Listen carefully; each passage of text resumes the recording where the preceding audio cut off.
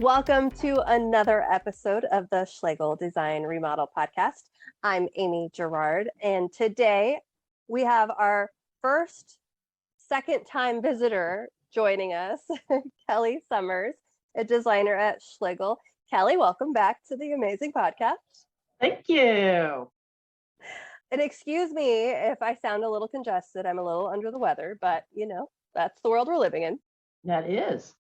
So Kelly's here today. She's going to talk to us about accessible bathrooms, which I feel accessibility in general is such a big deal in design and for people that need it. And the rest of us are a little bit oblivious. So I'm excited to understand a little bit more about it and get Kelly's perspective and kind of what Schlegel's done in that realm. But first, Kelly, I don't know that we talked a ton about this the last time. Can you give us a little bit about your background in design? No background. None. No. You've never designed no background. I haven't designed a thing. No. Background is that I, prior to coming to Schlegel, was basically kind of a financial planner many years ago.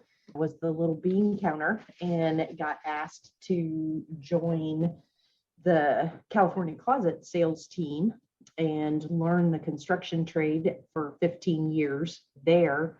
And when Schlegel was expanding into the handyman division, had the opportunity to do much more than closets and come over to the Schlegel team and learn everything else that goes in a house besides a closet.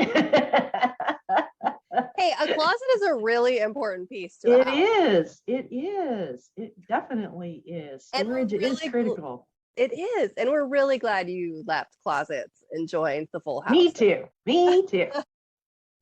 It was a good move and have learned lots in the last 7 years through helping with our big splash projects, as well as working with a lot of our clients that want to age in place in their homes and doing conversions of their bathrooms so that they are ADA, they're accessible, but they don't look like a hospital bathroom.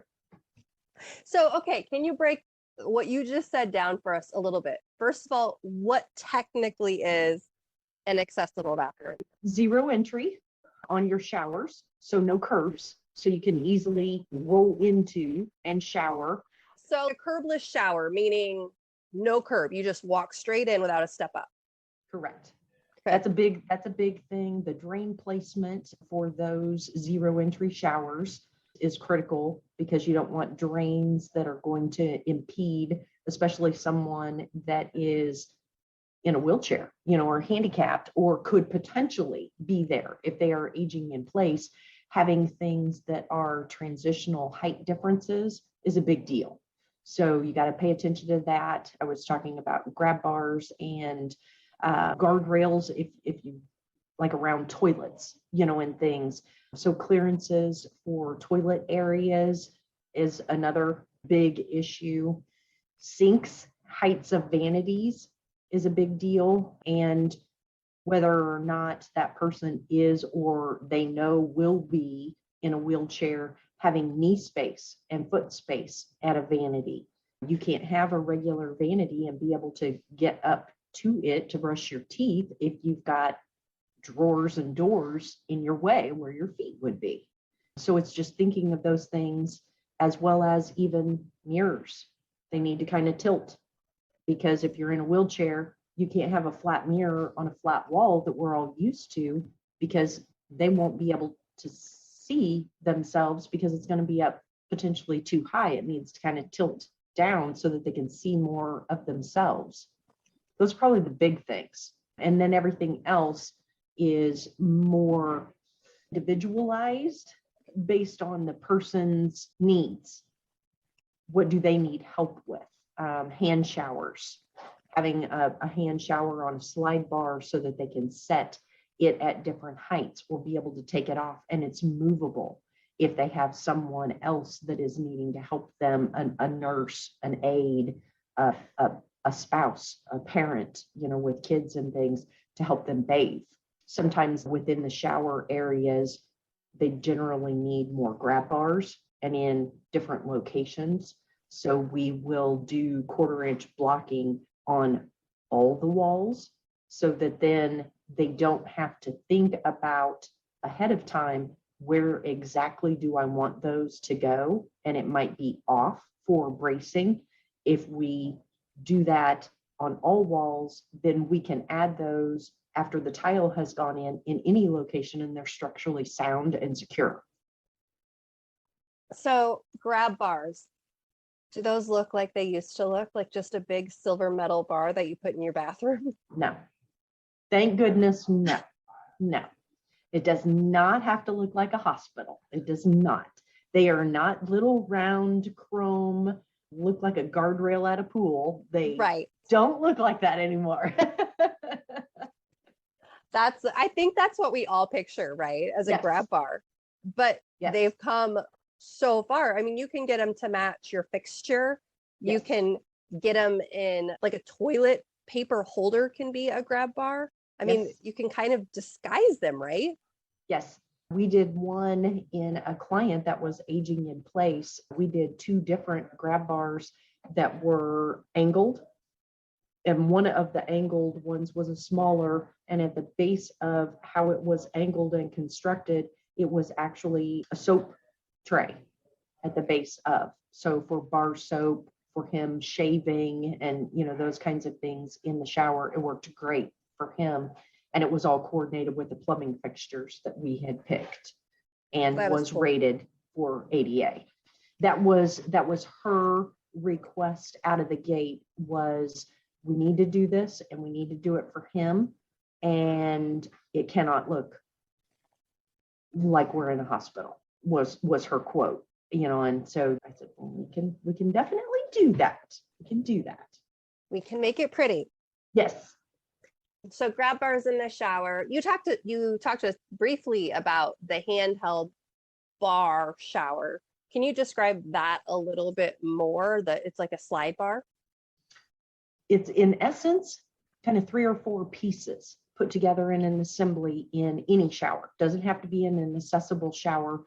Most of our master bathrooms are using a handheld on a slide bar nowadays as well. If nothing else, it is just for ease of cleaning the shower glass, the tile. It's just nice to have that you're not doing the plastic cup up on the shower head and trying to throw it on the wall, so What? much easier. Who's done that before? Much easier. Yes. So the assembly is that there is a long slide bar. Again, it kind of looks like a towel bar, 24 inches long. Generally, most of the plumbing collections have slide bars that coordinate with those plumbing fixtures. So the escutcheon plates, the base plates of those will match the base plates of your trim for your shower stuff or your faucets or for whatever. Then it has an attachment, if you will, that slides. You generally push a button on it, and then you slide that handheld in a cradle up and down that bar, which the handheld head rests in. So you could set that handheld as a secondary shower head up high, in the middle, down low. It has a hose, and then it has an elbow that connects to the wall, which is obviously where water comes into the hose and feeds the handheld. That can also be taken off its cradle, and someone else can hold it if you are bathing someone else that might be in a wheelchair or helping them. It gives you the ability to help someone, assist someone to bathe without getting drenched from a regular shower head just directly spraying into the shower. It's pretty cool. And I can see how beneficial that would be if you're wheeling in a wheelchair, that you can shower under a different height level Yes. than the main shower. Yes. And valved and controlled separately. So you can take it off, turn the water on, divert it to that handheld so it's not spraying unless you told it to spray out of that handheld. So it helps. I've had clients in masters, use handhelds because that's the area that they might use to bathe their dogs. Big dogs. Yep. Or little kids. Yes, 100%. Yeah.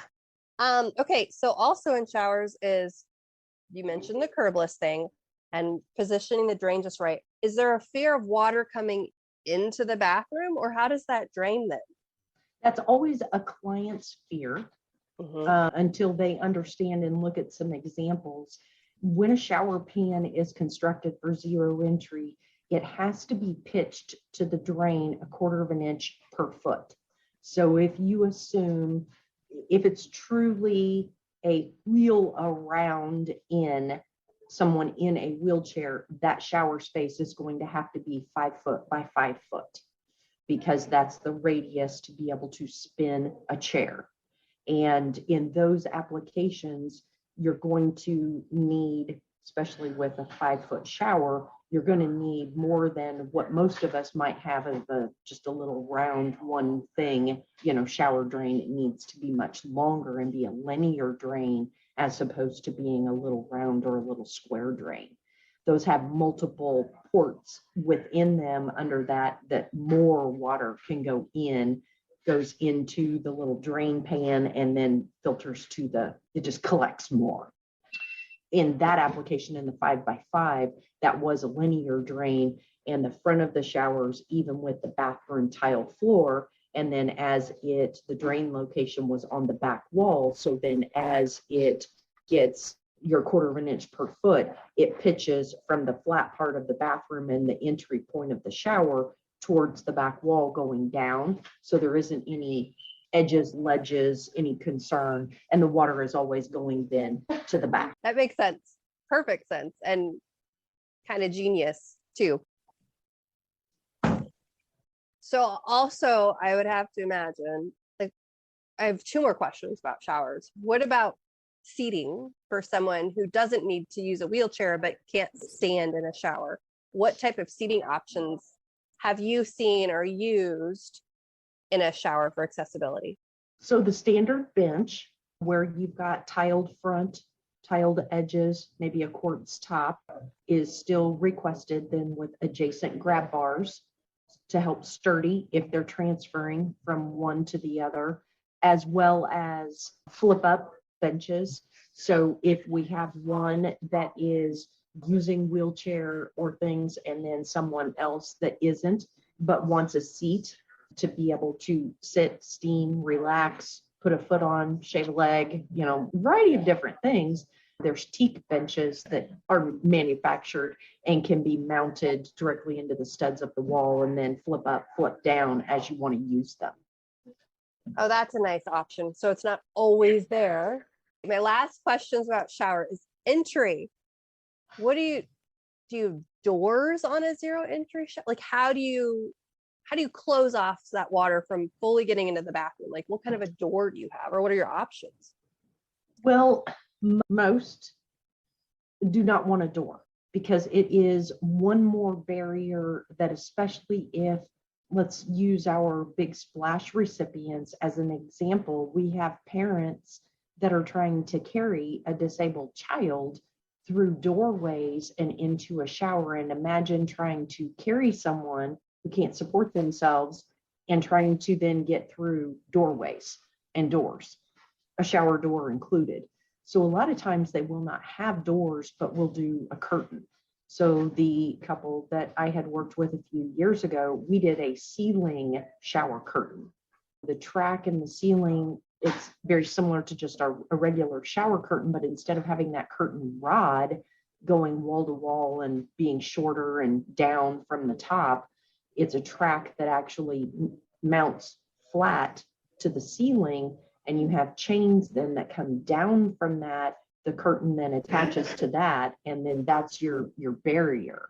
I've used those on all of our big splash projects, and they are absolutely fabulous. And that was a wonderful Google search many years ago. The search that keeps giving. Yes, yes. Okay, you talked about Big Splash. Do you want to talk to us about Big Splash, what it is, and you designed bathrooms about it? Sure. Had the honor and privilege of working on several, don't even know how many it's been. They're all great. They're all fun. Working on our Big Splash projects. Every year, Schlegel gives back to our community by allowing applicants to submit their requests. And we have a committee that then goes through those applications and reads through them. It's a very difficult process to have to be involved in the choosing, because I'd really like to have everybody get a bathroom, but that's just not possible. So true. It's the hardest part. It is the hardest part. It is. But we look at that of what's the family struggles, what is the child's struggle, and who by doing this work is going to benefit the most from. And that's kind of how we have to filter through, because everybody needs it, everybody deserves it, and we do one every year. We donate our labor, our expertise, our time, and with the help of our absolutely outstanding vendors and subs, make these bathrooms happen for people that otherwise couldn't. I mean, it's a game changer for them. It warms my heart every year. It does. Well, you're kind of fabulous at it, because one, you're really good at designing for that, but more than that, your heart is ginormous, and you go above and beyond every single time for these families. You've changed even the program since I've started on getting donations and taking it to the next level. It's for a great cause. You are a big force behind it. Can you talk to us a little bit about this year's bathroom and what you're doing for this year's recipient? Yes. So this year, like many others in the past, I went to our ownership and said, I know we were going to do a bathroom, but here's what I'm thinking. Here's what I'm thinking. Here's what I got lined up. What do you think? We have a family that, in order to do the bathroom that we really needed to do for the main level, meant that this mom, along with all of her other children, needed to be bathing in the bathroom upstairs while we are under construction in the bathroom downstairs.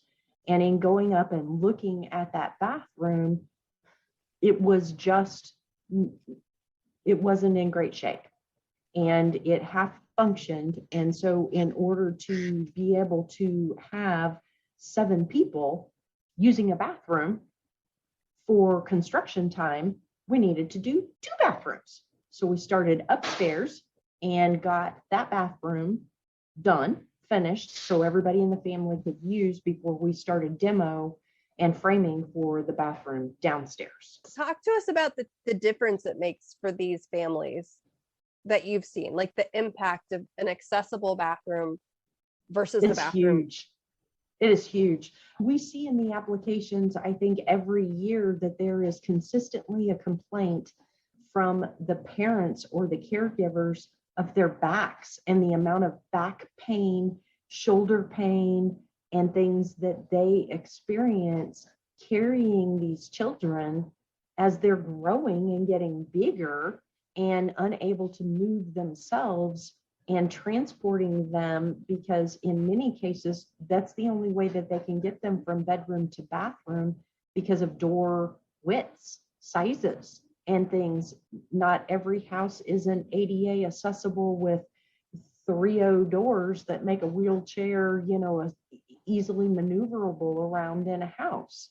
We used to have small projects that were ripple, and some of those ripple projects were little things like widening some doorways and those kinds of things that are a huge deal. We take for granted, many things like that. And I'd say probably the biggest thing that I've noticed with, I would say not last year's, but the year before, and then the year before that, those 2 specific Big Splash recipients sent a video after, when they were actually able to use the bathroom, and these kids, gives them independence in many cases, depending on what their disabilities are, that it's the first time they've been able to sit in the bathtub and bathe themselves, and they just are so unbelievably proud of themselves. You can see it on their face. Yeah. And it's, like I said, it's heartwarming. It really is, to just know that it's given them some independence and it's given the parents, 20, 30 minutes of peace. They're not attached, Right. they get a little bit of a break too. You're so right. We take it for granted that we can walk through any doorway. Like, we don't have to stop and figure out how to get into the next room. We take for granted that we can go to the bathroom by ourselves and never have to worry about getting in there or getting out off of a chair onto a toilet. Like, those are things we just take for granted, that until you make something accessible, those children or adults can't do it. Or even know the things that are possible that we've done over the years, that they have no idea how much of a game changer it is for them. What's coming to mind, and I didn't have the opportunity to work on that specific project, but remember little Henry from years ago. And just the ability to be able to go to the bathroom and brush his teeth and get to the sink, and all of the things that he was capable of doing, but couldn't, because the bathroom was set up as a regular bathroom, and he was not a quote unquote, regular kid, because he didn't have the regular stuff for his regular to make it work. Right. And we made that happen. And it gives me goosebumps. I mean, it's super cool. Henry was born without his hands and his feet, and his mom said he would often yell from the other room that he needed something in the bathroom, and she'd come in and he was going in the dark because he couldn't get to the light switch. So even just that little change of moving the light switch so he could get to it, I mean, that's amazing. Like, just those things that really aren't that big, but they make such a big difference. It really just comes back to the way that we approach all of our projects with every single client. Listening, asking questions and listening and observing. So having those conversations of, what do you struggle with? If we could do this, how does that help? A variety of different things. And every scenario is going to, especially with medical needs, is going to be different heights. There's certain industry standards, but there's a difference in, like Henry's, of where things needed to be than it would be for Daniel's bathroom. They're different ages, different size kids.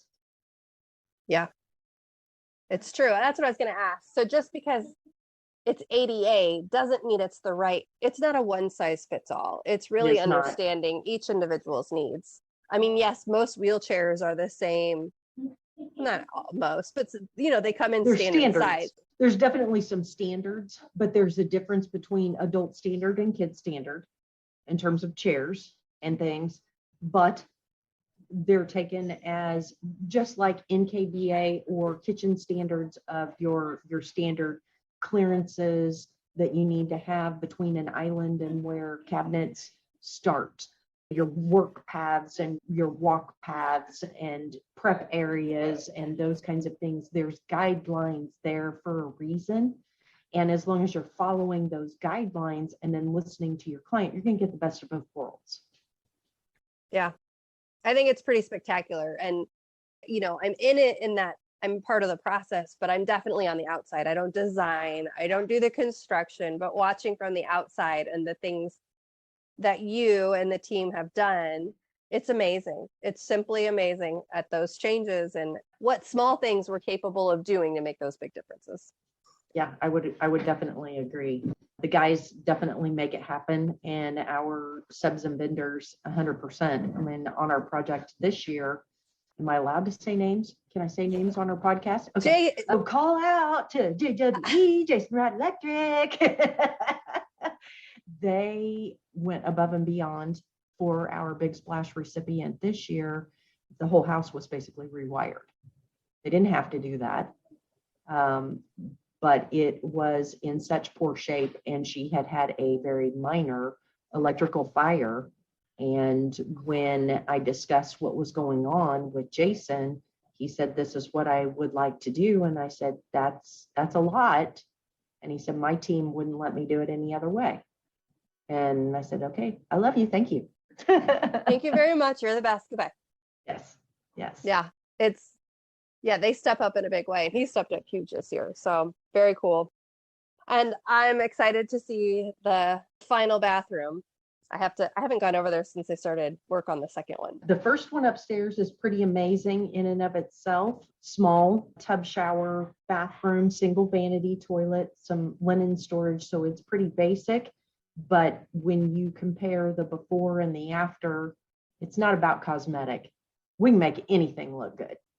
It's more that it truly is a functioning, and before it was a half functioning tub and a half functioning sink and a half functioning toilet, and now everything works. And of course it looks beautiful, but it's a working tub and onyx walls. Didn't do tile on the walls just to help with cleaning and it staying cleaner, easier to maintain for them down the road with not extra grout and caulking and, that kind of stuff of maintenance issues.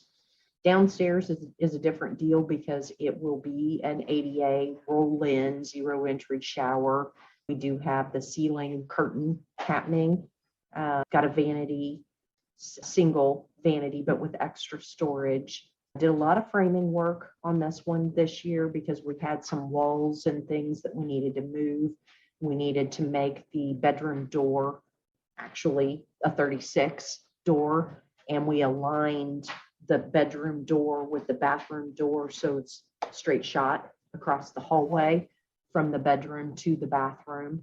Had some HVAC moves that we had to do, and the design team, Leslie and Steve Carroll, along with our lead, Doug Showerman, have just been phenomenal on this project because when we open these things up, we don't know what we don't know. And it was a ranch at one point and was constructed very poorly. And all of their bedrooms are upstairs. And so when we started doing some of the framing, we had not properly supported walls and we had to do a lot of piers. We had to do some extra supports in the basement and a lot that has made this house structurally sound. And had we not been there and been doing this bathroom, it wouldn't have been. Wow. It wouldn't have been. So many things in one house. It's more than a pretty bathroom. Way more. That's just the part people see. It is. It is. The team has worked very diligently and very hard on this one this year. And this one it's been a struggle because of some of the challenges that we've run into.